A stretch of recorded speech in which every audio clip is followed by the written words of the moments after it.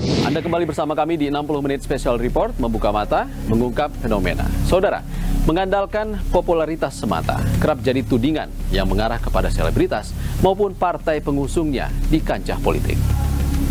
Analis politik menilai, selebritas harusnya dibekali kapabilitas dan integritas sebelum mencoba menjadi kepala daerah. Kisah selebritas mengadu nasib di panggung politik ujungnya beragam. Ada yang gagal, namun tak sedikit pula selebritas berkarir moncer sampai menjabat kepala daerah hingga saat ini. Di Kabupaten Bandung, artis sinetron Syahrul Gunawan aktif sebagai Wakil Bupati Kabupaten Bandung mendampingi Dadang Supriyatna untuk periode 2021-2026. Sebelumnya, Dadang Syahrul menang pilkada diusung PKB, Nasdem, Demokrat, dan PKS.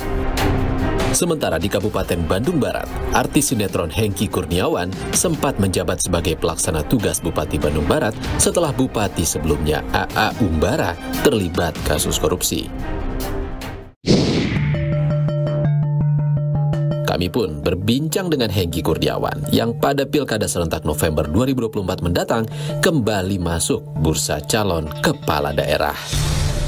Awalnya di Kota Blitar. Kemarin DPP memerintahkan untuk penetrasi di Kota Blitar, tapi ternyata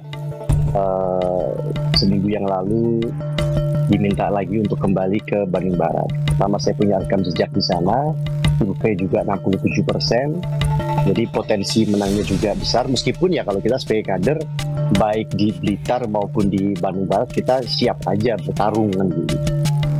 Tapi sekarang kepastiannya insya Allah di Bandung Barat. Mas Hengky, pernah dipanggil KPK untuk bersaksi di kasus korupsi Bupati Anda dulu, Umbara. Anda pernah juga dilaporkan oleh aktivis pemuda di sana untuk kasus korupsi promosi jabatan. Nggak kapok jadi kepala daerah? Jadi setiap pekerjaan itu ada resikonya. Di dunia keartisan itu jangan salah, sikut-sikutannya juga lumayan kan begitu ya. Persaingan antara satu manajemen dengan manajemen yang lain. Nah kalau terkait politik tentu sebelum masuk itu kita harus paham dengan misalnya tugas kita ketika misalnya maju sebagai pileg ataupun pilkada, plus juga resikonya.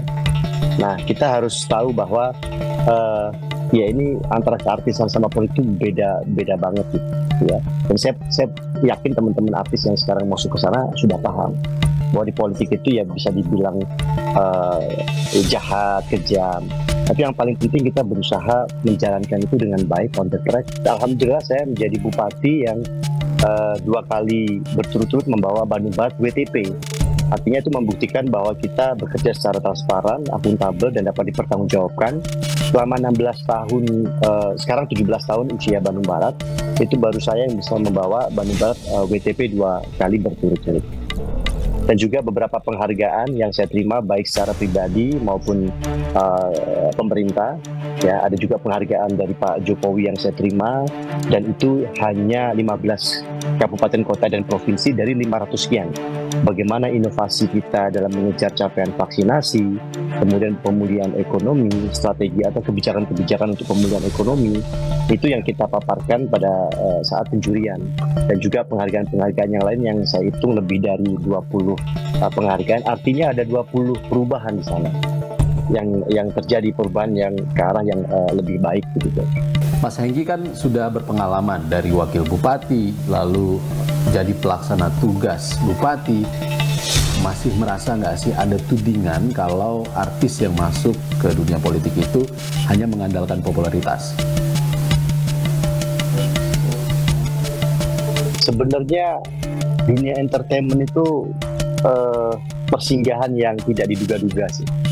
Saya merantau dari Kota Blitar ke Jakarta itu memang kuliah di ilmu politik, karena memang keluarga baik kakek maupun ayah saya kan juga aktif di partai politik, tapi takdirnya membawa saya ke entertainment dulu karena dulu dekat sama seorang model yang juga aktif casting, saya mendampingi sehingga akhirnya saya mendapatkan tawaran untuk iklan dan kemudian sinetron.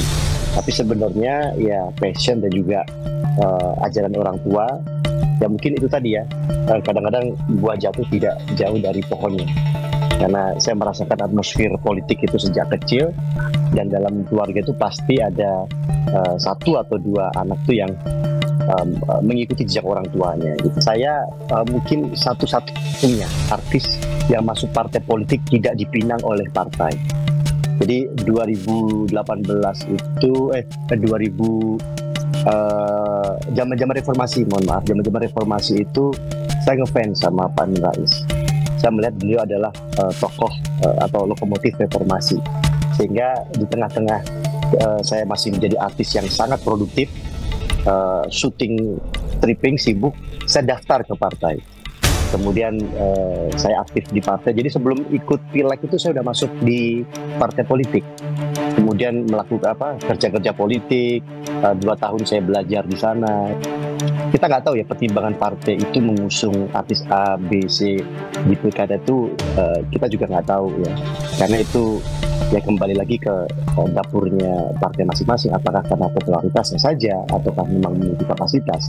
Tetapi kalau kemarin saya ikut pilkada itu, teman-teman partai di Bandung Barat ketika menawarkan saya tanya kenapa alasannya. Ya mereka melihat bahwa saya sebelumnya cukup aktif di partai politik, dan pengalaman saya ketika saya mengajak teman-teman artis, ya rata-rata semuanya ada permintaan ya uang gitu ya, karena punya popularitas, dipinang oleh partai itu juga harus ada kompensasi terkait popularitasnya dia gitu.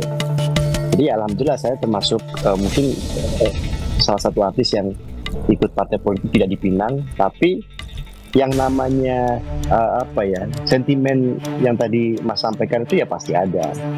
Orang menganggap wah artis ini cuma modal popularitas dan sebagainya, nggak memiliki kapasitas. Nah itu yang harus kita buktikan. Dan buat saya itu bukan menjadi kita minder, ya kita terus harus bisa meyakinkan masyarakat. Dan alhamdulillah ukurannya hari ini survei terkait diri saya, tingkat kepuasan masyarakat 63%. Dan kalau hari ini Pilkada Bandung Barat dilaksanakan, survei saya 67%, di bawah saya ada nomor 2-nya itu 6%. Jadi perbedaannya sangat tinggi. Nah karena memang ya kita betul-betul mau beradaptasi, kita belajar dengan cepat, kita paham apa yang menjadi kebutuhan masyarakat, kita segera mengidentifikasi apa yang menjadi kebutuhan masyarakat plus solusinya, yaitu harus kita buktikan gitu. Dan juga tidak bisa menjamin ketika orang misalnya dari kalangan tertentu, bukan artis misalnya, itu juga kinerjanya baik kan juga tidak ada yang bisa menjamin. Bersama analis politik Universitas Al-Azhar, Ujang Komarudin, kami pun membahas alasan maraknya selebritas terjun ke dunia politik. November nanti kita akan mengadakan pilkada lagi. Banyak nama-nama artis yang masuk lagi nih di tahun ini. Sebenarnya ini bukan fenomena baru, tapi terus berlanjut. Apakah memang artis-artis ini dianggap punya kapabilitas, atau sebenarnya partai politik kaderisasinya tidak jalan? Ada 4 hal yang harus dimiliki oleh seorang kandidat kepala daerah, baik sebagai calon kepala daerah maupun wakil. Apa? Pertama, popularitas. Yang kedua itu elektabilitas. Yang ketiga isitas. Yang keempat akseptabilitas. Nah, artis ini punya, dari 4 ini punya 3. Jadi populer, yes, sangat populer. Maka partai butuh dong orang yang populer. Kenapa? Untuk sebagai foot getter, untuk memperkenalkan katakan kandidat calon nomor 1-nya maupun partai politiknya. Yang kedua, kita bahas dulu masalah soal isitas. Artis punya dong tabungan yang banyak. Kadang-kadang mobilnya juga mewah-mewah kan, rumahnya juga banyak gitu kan. Ini juga menjadi modal tersendiri. Jadi mereka ikut memberikan mahar politik kepada parpol? Bukan mahar politik, paling tidak untuk kampanye dia punya modal sendiri juga. Jadi parpol tidak perlu memberikan modal besar? Tidak perlu modal besar untuk mendorong sang artis itu, karena sudah punya uang. Nah yang ketiga, akseptabilitas. Penerimaan publik gitu ya, penerimaan warga itu juga lebih tinggi dibandingkan dengan kandidat yang lain. Cuma memang kekurangannya tadi, yang kedua apa? Kekurangannya itu elektabilitas. Dari modal popularitas, isitas, dan akseptabilitas, nah elektabilitasnya harus diuji.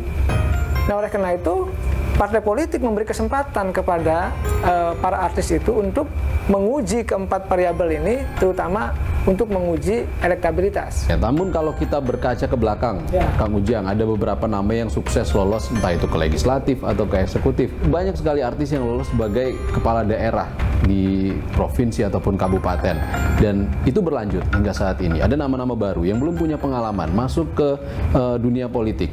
Ini artinya ada fenomena kalau popularitas itu berhasil dikonversi oleh partai politik ataupun artis-artis itu menjadi elektabilitas di pemilu. Tidak, tapi saya ada catatan.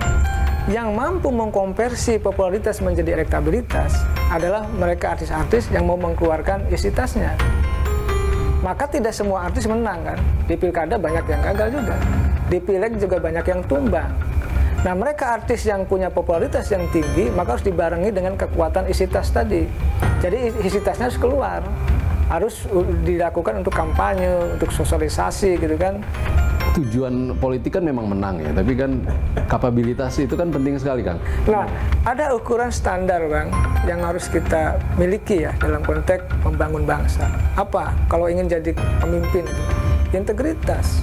Di tengah banyak korupsi di Republik ini, maka integritas itu menjadi sesuatu yang wajib, sesuatu yang pokok bagi calon pemimpin, bagi calon kepala daerah. Harus dong. Masa misalkan calon kepala daerahnya itu korup, itu kan misalkan punya kasus pidana, kan nggak lucu. Yang kedua tadi kita bicara kapabilitas, kemampuan.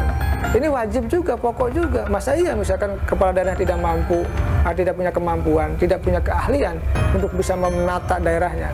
Bagaimana kita ingin membangun daerah kalau kepala daerahnya tidak mampu?